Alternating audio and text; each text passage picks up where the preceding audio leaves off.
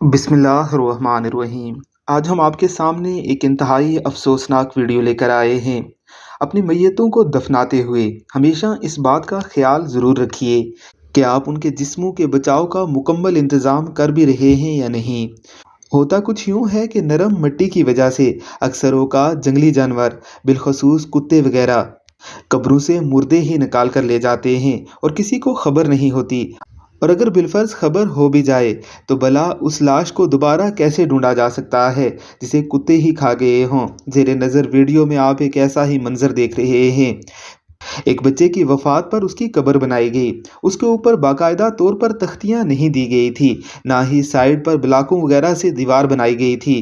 सुबह आकर जब लवाहिकीन ने देखा तो उसकी कब्र में उसकी लाश मौजूद नहीं थी। उसका कफन कब्र से बाहर पड़ा हुआ था। ऐसा बिलखसूस शहरी इलाकों में तो बहुत ज़्यादा होता है।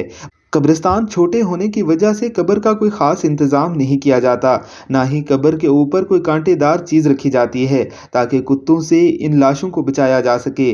अब आप खुद ही सोचिए कि उन माँ बाप पर क्या गुजरी होगी जिनके बच्चों की लाश को कुत्ते ले गए हैं। अल्लाह रब्बुल इज़्ज़त की ज़ात हम सबको महफूज रखे।